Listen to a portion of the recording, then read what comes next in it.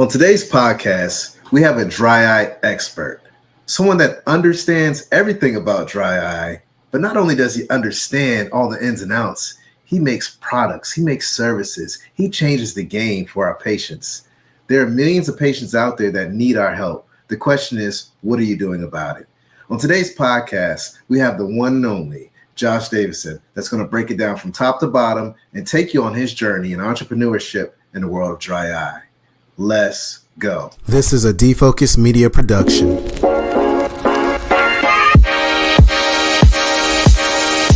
What's up, everyone? It's your favorite optometrist, Dr. Daryl Glover. And I'm Dr. Jennifer Lyerly, resident optometry nerd. And welcome to Defocus Media, optometry's #1 podcast, where we discuss the hottest topics, latest technology, eyewear, practice management, and more. So sit back, relax, and defocus. What's up, everyone? It's your favorite optometrist, Dr. Daryl Glover. Super excited to be here today because we're talking about a topic that I love, dry eye. And it's only right to have the man himself here that I'm going to start calling Mr. Dry Eye, because he's done so much in this world that it has really impacted the industry, but most importantly, impacted our patients, which I think is life-changing, right? Friends and family, I'd like to welcome our colleague, Josh Davidson. How are you doing today, my friend? Hey, thank you so much, Dr. Glover, for having me here. A longtime listener, first-time speaker on your program, and it's an honor. I don't know if I agree with everything that you said earlier about me being a dry eye expert. I hope your audience understands I'm nothing special. I'm really not. I didn't finish top of my class or anything like that. I just love patient care, and I just get a lot of reps when it comes to dry eye. And by reps, the way that where I work at a large MD/OD practice down here in Louisiana. I'm originally from Michigan, so it's kind of a weird switch going from a state that looks like a hand to a state that looks like a shoe or a foot. But I just see a lot of dry eye patients. We are a large practice. We have 20 doctors, and our ophthalmologists do not really want to handle dry eye. And our optometrists, a lot of them don't want to handle the more extreme dry eye. So all that gets funneled right to me. So, I'll see about 30 to 50 dry eye patients a day. I do a lot of scleral lenses. And we've got all the doodads and gizmos at Williamson Eye Center for dry eye care. But you don't need all those to properly handle dry eye.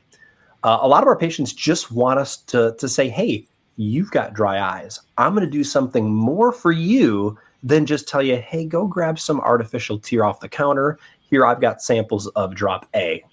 Go with this one. It's probably fine. So that's kind of where I'm at. I see a lot of patients, been doing this for almost 15 years. So, okay. Yeah. Nice, man. Where'd you graduate from school? Michigan College of Optometry. Shout out to MCO, that little school in the Great North. I love it, man. Well, hey, it's interesting that you have that OD, OMD background practice setting. I have a lot of students that come up to me and always ask me, what does that practice setting look like? What are the pros and cons? I'm curious, are you able to share maybe pros and cons of being in that setting? Because, again, there are a lot of students, new graduates that listen to this podcast, and now I have an answer for them because we have someone that lives that life. So if you don't mind sharing, my friend. Yes. Well, first off, send them down. They're always welcome to come and spend a day with us. Nice. I just got a couple texts yesterday, actually, from Xavier University in New Orleans. A couple undergrads want to come and observe and kind of see what that's like. So I'm always welcoming students in to come see what optometry is like, especially this small segment of optometry. Right. But the pros and cons are, there's not a lot of cons, really. The pros are, I'm getting really interesting cases all the time. Usually not a lot of run-of-the-mill dry eyes. Pro is I've got a lot of support, man. The MDs are always having our back. We've got someone that does plastics. One of my best friends, Dr. Matt Smith, is kind of, if I'm looking at something I'm not entirely sure, I can get a hold of him. We've got one of the best cataract and refractive surgeons, I think, in the world, and Dr. Blake Williamson, right there, one of my good friends, too. So you're able to always bounce things back and forth. And I think one of the biggest pros in our case too, is I don't have to really sell anything. If the patient comes to me and they have, let's say they're a 65-year-old patient, that glasses would help.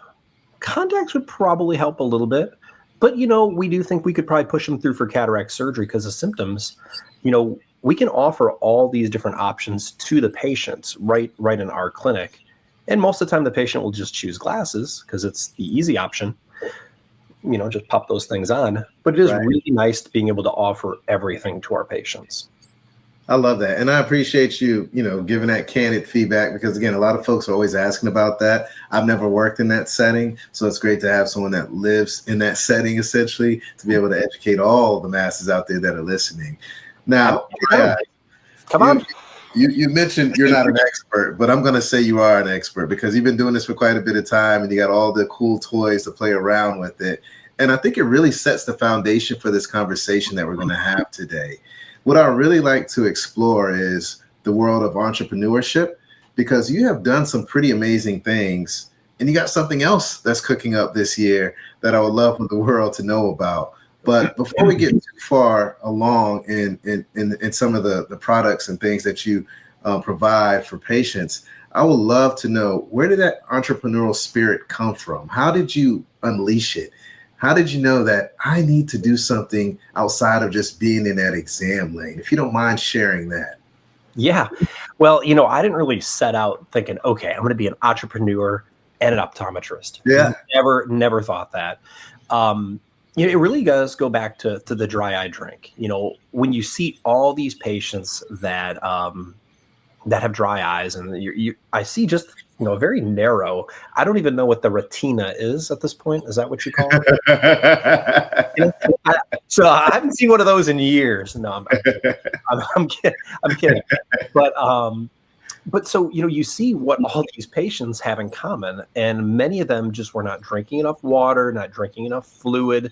And I would tell the patients, hey, why don't you just drink more water, and let's see how that works, and make a point to really, get those 8 glasses of water. And when they did, not only did they feel better systemically, their eyes looked better, they were less red, their skin looked a whole lot better, and they were just glowing. They were glowing there, looking like a star, right? They were just better in every way. So, but then patients were telling me, I can't keep drinking 8 glasses of water. This is too much. So then I said, okay, well, why don't you try these drip drops or these liquid IVs or these little packets that you add to water, you shake it up, it's got electrolytes, and drink it. And let's see if that works for you. And sure enough, it did. And patients were seeing a big difference in their eyes. But my buddy Matt Smith, one of our MDs, he says, hey, dummy. He says, everyone in Louisiana is a diabetic, and you're telling them all to drink these packets of sugar multiple times a day, and you're going to cause their blood sugar to just spike like crazy. I said, oh yeah, that's a really valid point. And so I looked out there on the market and I said, is there anything that I can tell my patients to use? Because they all like the packets. It's easy. It kind of gives them more bang for their buck for their drinks. And there really wasn't anything. And so that was kind of that moment of entrepreneurship where I'm like, well, this needs to be out there. Yeah. And so, 40 some odd formulations later, we came up with the dry eye drink. An ungodly sum of money was spent, did all the testing and all that good stuff. And so that came out. And while we were developing that, here's what's really interesting. And this is where TFOS Deuce 3 has it right, is we also noticed, myself and Dr. Smith and a few others noticed, man, none of our dry eye patients get any sleep. I mean, they just don't sleep at all. And they're taking all these random supplements, many of which do dry their eyes out. So let's take dry eye drink, which again is just a powder with no sugar, a bunch of electrolytes, all that good stuff, and add melatonin, chamomile extract, and valerian root. Have them drink it a half hour before bed. And sure enough, that has worked like a charm too. In fact, I really think that dry eye drink PM is, it's poised for to continue exponential growth, just because with Deuce 3 now really stating, hey, we really should be discussing sleep with our patients. So that was it. It wasn't I didn't set out to design some products and do all this stuff. But, when your patients need something and it's not out there and you don't have a social life like me, you're like, well, Yeah. I'm just sit home and make this product and, do all the things. And it just happens. Well, I love it. I mean, there was a problem and you saw that there was a large audience that needed a fix for that problem, and you took full advantage of that and came up with something that has impacted lives. And I think a lot of times the folks that we bring on this show, they fall into entrepreneurship by accident. And it's kind of like how you did. Myself and Jen, when we started Defocus Media, we actually fell into Defocus Media by accident. Her and I started a social media management company for eye care professionals. And I was telling Jen, I said, we need more clients because we had a subscription service. And I was looking at volume. And she said, okay. I was like, great, we're going to podcast. She was like, do you know how to podcast? I said, no, but my wife listens to them all the time. I'll figure it out. Went on YouTube. And my whole purpose of that was to market to more eye care professionals so they can hear about us. And we're going to talk about social media. And long story short, our first podcast took off. We stopped the social media management. And from there, we truly became entrepreneurs. And now we're sitting at 9 years strong of rocking with Defocus Media with 9 shows on our podcast platform. So we fell into that just by accident, just because we wanted more marketing. And now we have this amazing platform that we hope and pray continues to continue to go on and share stories like yours out there as well. So for everyone listening, you don't have to always go in thinking that you're going to be an entrepreneur. Sometimes it just falls in your lap. And if you see a problem and you have a solution to fix it, make it happen. Well, and shout out to you guys too. You're not going to make that announcement, but I saw someone received an award from the AOA. Can you tell us about this award? Yeah, man, I appreciate it. We received the Advocacy Award for Media from the AOA, and it was a real moment, man, because Jen and I, we don't really go out for awards. We just want to share stories. And, when we travel to different conferences, we always have people come up to us and tell us about a show that impacted them or changed their life or changed the way they do things in the clinic or how they communicate with patients. But it's just one of those things that we hear. We never think about it.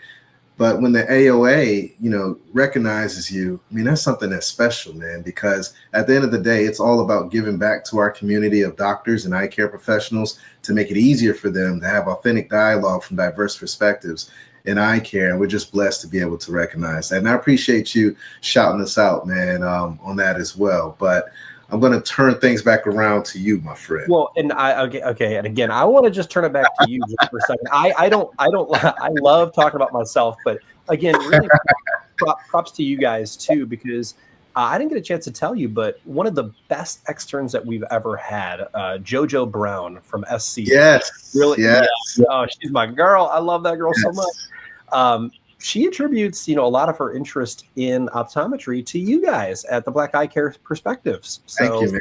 you guys are making huge differences. So you call me a game changer? Man. Like I'm sitting in the in front of arguably the biggest game changer. So man, thank you for everything you're doing.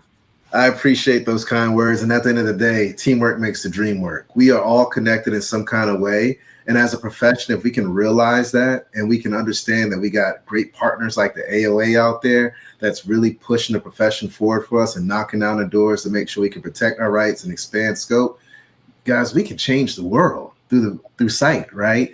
And, I'm just thankful to be a part of this profession. But again, thankful for people like you. Your entrepreneurship, your interest in this profession and in dry eyes has really elevated and motivated others to want to jump in this space. And I hope that they continue to see you. You and I had a conversation prior to the podcast. And one thing that you mentioned is that not all these big companies have to always have market share of everything. Someone listening to this podcast, you listening to this podcast, can also have market share by coming up with something as long as you see that there's a problem and you have the right solution to accommodate that patient that's in front of you. Now let's dig a little deeper, man. There's a drink. There's also a mask. Yeah. Let's talk a little bit about that, because again, you're tackling all aspects of dry eye, my friend. So I want the whole story, if you don't mind. Okay. Yeah. So the drink has been huge. especially that dry eye during PM, I think is really poised for a lot of growth. I really am adamant that is just, even if you do primary care optometry, you should be asking your patients, do you get enough sleep?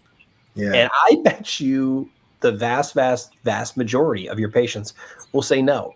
And there's something very powerful to be able to recommend something that either you sell in the office, or that, hey, here's a product you can buy from, Dry Eye Rescue, Mize, wherever, Amazon, whatever, that's going to help them systemically and for their eyes. So we got those. But again, another product that was created just in the clinic was the disposable mask. Now, a couple other companies have come out with something similar since I came out with mine. So obviously it's working because other companies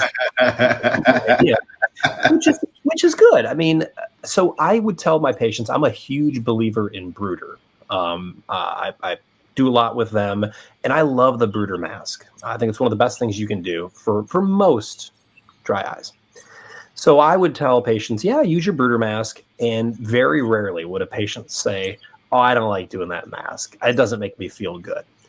In fact, most 99% would say, I love using that mask, but when I lay down in bed, I don't want to get up and go to the microwave and do the thing and come back. So I was actually at Disney with my son, and I was at, I think it was the Japanese or Chinese little area. I think it was China. And they had these little masks that you would rip open, and they would heat up, and it wouldn't get very hot, but there was like green tea and chamomile and just different things in there. And so I said, boy, I wonder if I could get one of those hot enough and stay hot enough long enough to actually help the eye bum. You just rip it open, do the thing, and you're good. That took a couple of years, but ended up finding a manufacturer that could do exactly what I wanted to do. Nice. So it's like a Brooder mask type deal that actually will slowly heat up, maintain the heat for that 12 to 15 minutes, and then you just throw it away. And they are partially recyclable too. That was very, very important. Yeah. So that was that. And that's really taken off. Now it's its whole segment. There's other companies that make them, but ours is the first. I'm very partial. I think it's by far the best, but that's called the Eyedration, and Brooder sells that one too. Whenever you're at one of these great meetings, they always have some samples. Try it. Grab one and rip it open on the way home. Yeah, this is awesome, man. And I love that you're making dry eye sexy, right? Hear me out. Hear me out. Never been told. Those words have never been associated with me. You're making it sexy, man, because think about it. When we have patients come in and they have dry eyes, we have to tell them about all these drops they have to use, all these things they have to do. But you're actually telling them something that's going to make their life better holistically. You're going to help me go to bed, sleep well. You're going to make it convenient for me. So if I live in a 2-3 story house, I don't have to go down to the microwave. I could just, crack open this mask and place it on my eyes, and it heats up. You're making things more convenient for me. So yes, you are making dry eyes sexy and convenient as well, and efficient. So I want to say thank you for making that happen, because it is one of those things that in the practice, I see patients, on a regular basis. One of the biggest complaints I have from my patients is that, Dr. Glover, I don't want to go downstairs and heat up that Brooder's mask. Dr. Glover, I am always tired. I wake up in the middle of the night and I have to have that long conversation about using, gel or ointment at night before they go to bed. But now if I can leverage or use some of these products and services that you're talking about, I'm going to be a hero in that practice. And that's what I want to be in my practice. I want to make sure my patients are living their best lives. That's our purpose at My Eye Doctor, right? And when you have tools and resources at your fingertips, you can really elevate and take it to the next level. So yes, my friend, you're making it sexy. Yeah, those disposable masks are absolutely a game changer. And what's really funny about it is, Brooder does all the distributing and the marketing now, but right before they took over, I was looking at the sales and doing my thing. I'm like, golly, why does Colorado, why does the state of Colorado love these masks more than like the sales in Colorado are insane. It turns out Colorado, it's like 14 or 15% of households. I still find it hard to believe. 14 to 15% of households don't have microwaves. Oh, Right? I'm still shocked by that. I can't live without mine. Don't judge me, but I live by mine, man. That's I used mine for breakfast this morning. It was just so wild, man. Like, but yeah, there's a huge need for that, and I'm glad that we're finding it.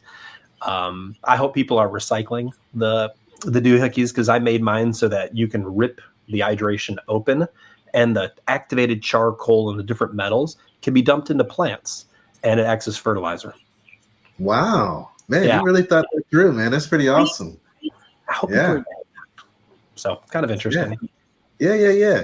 So, okay. So I like this. So dry eyes, been doing this for about 15 years, OD, OMD practice, saw problems, able to fix it with this hydration drink, and also saw the issue with the mask, and you were able to fix that as well.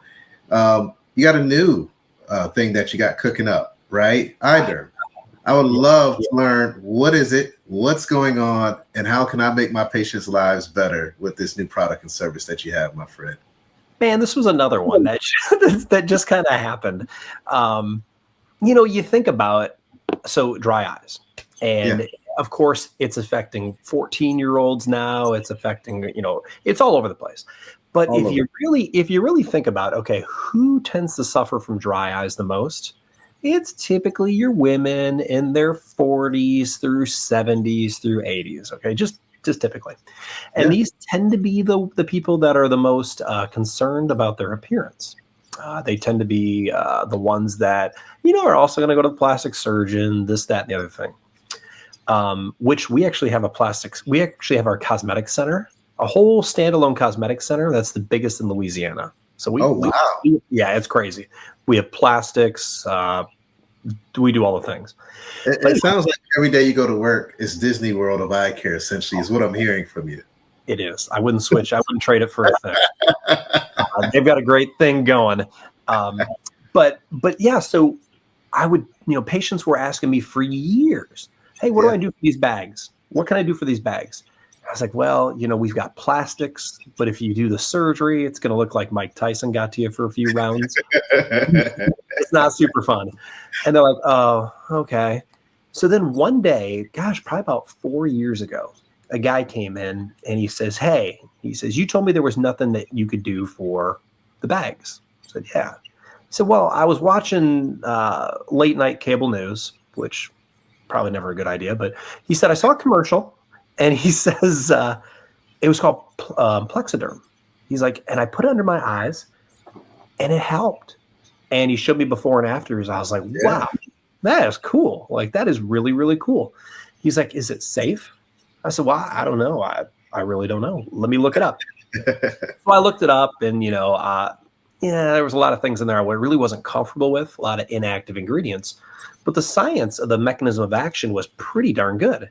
It's basically like a type of shale rock that you apply, and as it dries, it pulls a little moisture out and tightens the skin. Pretty natural. I'm like, wow, that's cool. So then I've looked up other products that were similar to it, like Dr. Brandt's No More Baggage and all these different companies. And the mechanism of action was right there. It worked pretty darn well. But again, it was a lot of ingredients that we really shouldn't have.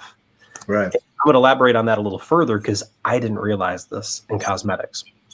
But in the United States, there's only 10/11, depending on how you actually classify things, but 10 or 11 illegal ingredients to put into cosmetics. Yes. In the United States. I heard that from Dr. Perryman. I remember one of the dry eye divas back in the day when they were doing their thing, and that blew me away. And I used that same line with my patients when we're talking about any kind of cosmetics, makeup, eye care related things. Exactly. I mean, and there's 1,500 in Europe, and they're adding things every year to that. So I looked at all these ingredients. I said, boy, I don't really like a lot of these things. I can't really recommend a product that has ingredients that really shouldn't be sold. So I said, all right, I'm going to make my own version of this. It took years. It took absolute years. And what we did is we took the kind of Eurocentric ingredient list, the ones that are safe in Europe, and avoided the ones that were illegal. And then TFOS actually has a list of ingredients that really shouldn't go anywhere near the eyes either. Okay. So I took the TFOS list, and basically that's how we created this new Eyederm Eyebag Reducer, which we're redoing the packaging a little bit before the big launch. So it should be out in about a month or so. Okay. But yeah, and it works really well. The results are insane. It's super safe. It works in some patients as little as 10 minutes. But you just put under your eyes, kind of dab it in, and then you can actually see and feel it kind of constricting and getting rid of those bags. It also works for crow's feet and the forehead. Yeah. So how long does it last for, roughly? 8 to 12 hours. Wow. Yeah. It's really cool. So in women can put it on. You wait about 2 to 3 minutes for it to dry, and then they can do their normal makeup routine, the whole deal. It works really, really, really well. And what's cool is you can actually feel the tightening effect. So even me, I don't have that bad of bags, but they're a little bit. I can feel it kind of pulling. It's really, really cool. But again, safety. If I'm going to create a product, I'm an eye doctor. It better be like really, really, I think about the strictest protocol that I can think about. Same thing with dry eye, drink. It's like, okay, I don't want anyone to be able to poo-poo on any single ingredient. Right. That's how we created this. And with that came a whole bunch of other products, man, like the viral TikTok things with they look like big tears. They're like, they're selling those by the millions on Amazon. And one of the things, the top 3 or 4 that are sold, they all have gold in them. Gold is a heavy metal and is absolutely forbidden in both the European sense and TFOS. Wow. And so I'm like, well, people are using all these useless things, these gold things. So let me make ones that don't have gold or any of those other ingredients, the different glycols that you can't have and the different alcohols. So those have happened. And then we've also found that, a lot of patients are complaining about forehead wrinkles. Just go get some Botox. I don't want to do that. I don't want to put botulism in my body. So we've got these different products now that are little micro needles, and they're not actually needles. But it's a little. It looks like a little under eye doohickey, but it's shaped kind of like this number. You put on your forehead, and each one of these micro needles doesn't actually puncture the skin. But each one of these needles, there's thousands on there, is made of hyaluronic acid, niacinamide, and trehalose. And make contact, let it sit for 8 hours, and those things just melt and absorb right into the skin.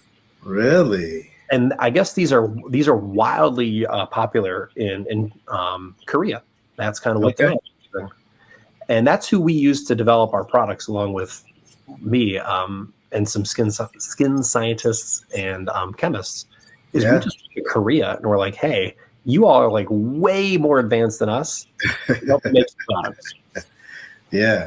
Wow. I don't even know where to start to break this down. I mean, there's so much great information, but the one thing that I really want to harp on is that you have taken ownership of a problem that's connected to the eyes instead of, letting someone else take care of it and causing more problems to the eyes. That whole gold thing, I never even thought about that, right? But now we got a solution that can replace that's healthier and that we can stand on business about being eye care professionals. Because I've always felt the ocular aesthetic space, it's one of those things where I want to jump in, but I don't feel confident with the products that are out there. But now we have great optometrists like you that understand, the importance of having the right products, the right services for our patients, and have done the science and the research and gone to the experts that are great at doing this to make a change.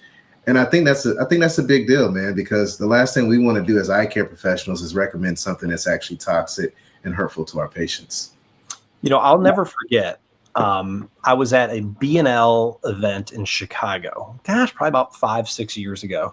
Yeah. And it was me and one of the smartest doctors ever. She's probably been on your show. She's got the most beautiful voice, Dr. Hardeep Kataria out of California.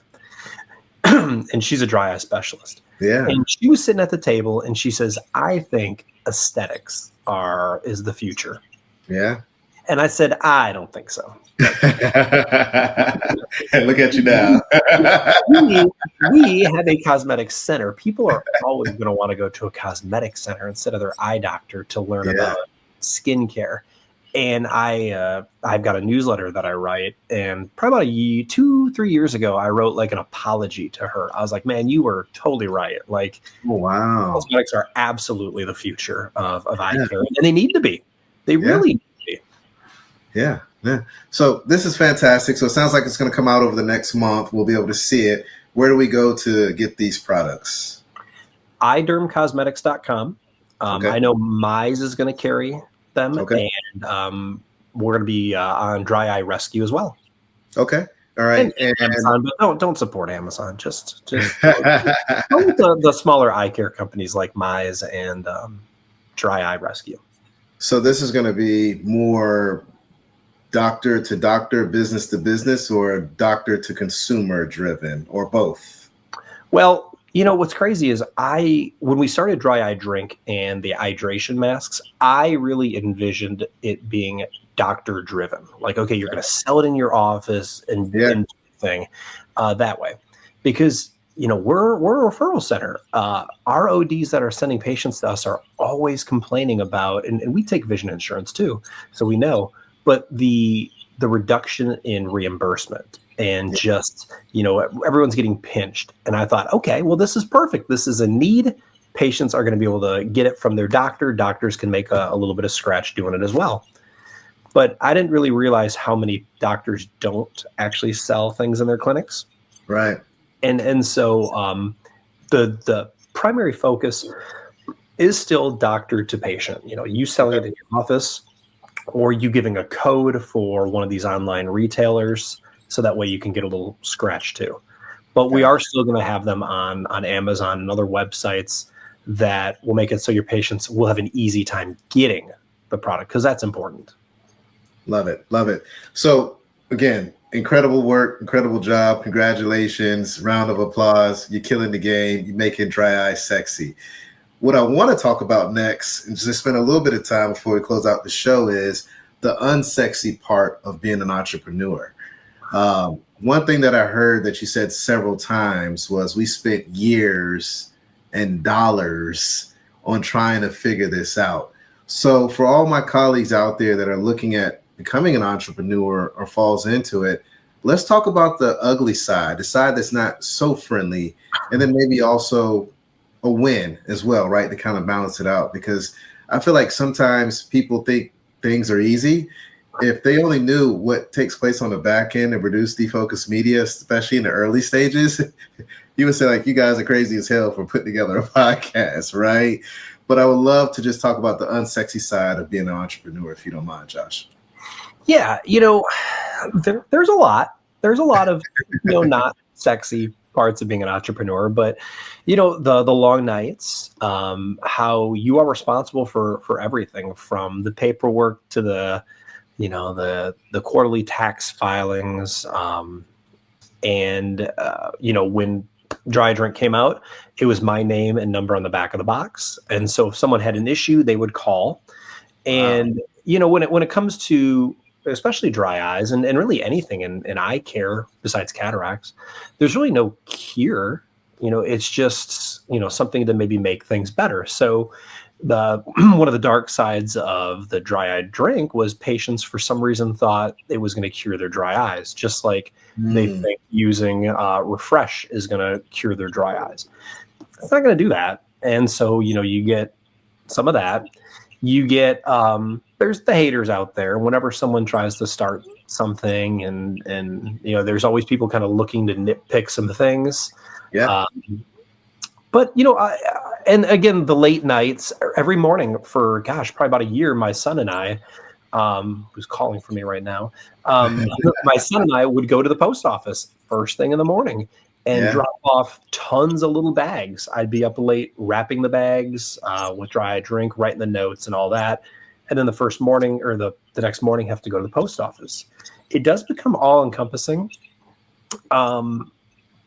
but man, it's rewarding. It is so cool to, when you're out at a CE, like I love going to these conferences, and you're sitting there and you're watching Paul Karpecki, or you're watching, the big names lecturing, and they throw up like your picture or your product's picture. Yeah. And, like, okay, don't forget about sleep. Here's the only product out there for sleep. And you're like, yeah, that's really cool. Like, I did that. Like, that's wild. So that's really cool. Yeah.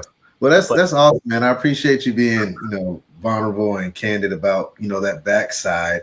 One thing that I feel like with being an entrepreneur that is not really talked about a lot is the marketing, is the shaking hands and kissing babies. And I saw you at Optometrist meeting not too long ago. I'd love to learn a little bit more about that experience of having a booth and, staying there the entire time and talking to everyone. Like, kind of paint that picture, because I know it's very rewarding, but at the same time, it can be very exhausting. So let's just hear a little bit more about that.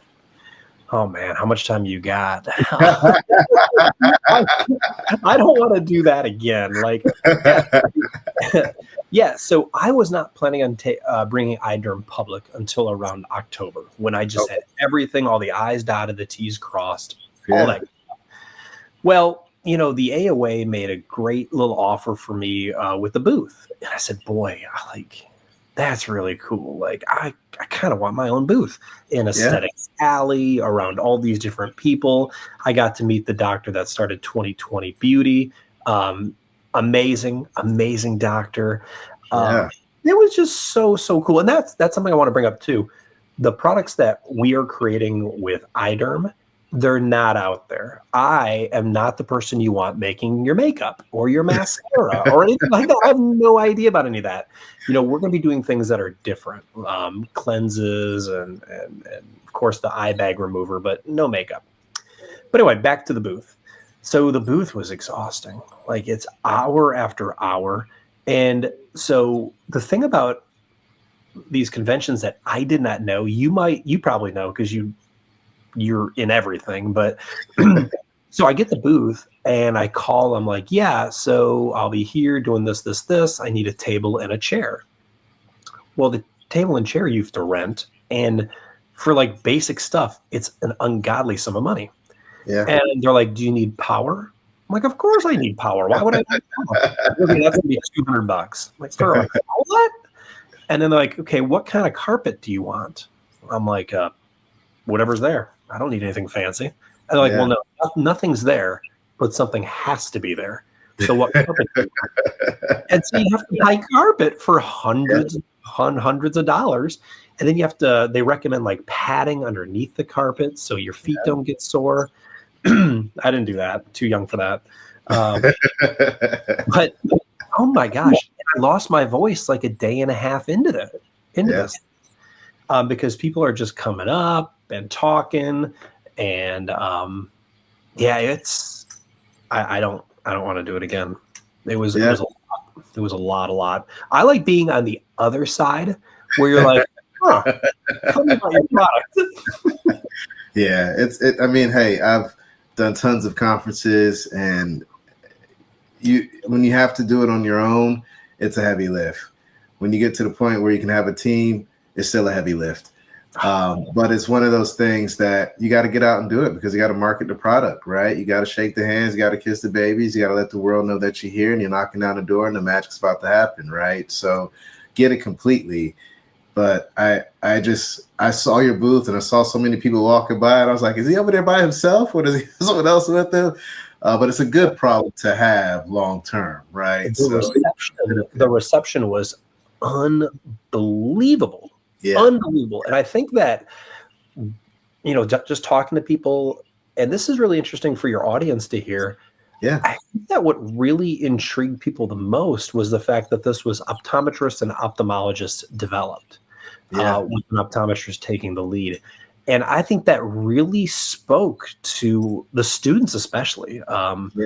All these doctors, the first question, they're like, wait, so you developed this? Like, yeah, I did. And because it's a need that I see in my clinic. And man, if I would have had product there to sell, it would have flew off the shelf. Well, part two, maybe you could do that. I know you said you were unsure, but it's part of being a business owner, right? Yeah. But yeah, it was really, really interesting. I really, it was. I have a whole new respect for the folks that work those booths every year. Oh yeah. You But got to pretty put the work in. Well, my friend, this has been fantastic, man. I've learned so much about you. Again, thank you so much for making dry eye sexy. Eyederm seems like it's going to be a game changer in addition to all the other amazing things that you already have out. For those that are out there that are thinking about an OD/OMD practice, you were able to give them some real gems on, what it's like. And for everyone listening, if you want to actually go in and shadow, just hit him up, man. Josh is there for you. He'd love for you to come in and see the magic take place in person. One question that I always love to ask my guests whenever they come on the show is, when it's your turn to retire your phoropter, what do you want to be known for? What legacy do you want to leave behind in eye care when it's your turn to retire? I think the answer for everyone should be, you want to leave the profession better than you found it. And so that's the easy lift. But I really want to be known for things that I want to be known as someone that helped create products and ideas that are easy for our patients to implement, that are not only going to help their eyes, but just help them systemically. And that's really what I would like to be known for, being an innovator with just common sense approaches that help patients in their entire body. Well, you've already done that, so you're ahead of the game. Continue the great work. And for all my colleagues out there that may want to partner with you, whether it's one of the products or consult with you or have you speak at an event, what's the best way for them to communicate with you, my friend? Honestly, I've kind of done a lot of leaning into LinkedIn. So I do like LinkedIn, Josh Davidson. My email, my personal email through is jdavidson, Davidson, at weceye.com. That's the easiest way to get a hold of me. But LinkedIn, I do find I miss emails like all the time. But me too. And then keep coming, man. It is. I miss, but LinkedIn is usually the easiest. I'm on Instagram too, Dry Eye OD. Trying to get more into that, put more cases and all that. But Dry Eye OD at Instagram. I love it. Well, man, thank you so much for being a part of the show. Again, I learned so much. Very thankful for everything that you're doing for our doctors and for our patients. Continue the great work. And for all my colleagues out there, stay healthy, stay positive, stay blessed, but most importantly, make an impact and make sure you know your dry eye business, all right? It's your favorite optometrist, Dr. Daryl Glover. Until next time, Hey, peace. family, if you enjoyed this full podcast, don't miss out on more engaging content. Check out the next episode right here. And for the latest updates, hit that subscribe button and ring the notification bell. Your support means the world to us. Catch us in the next episode. Peace.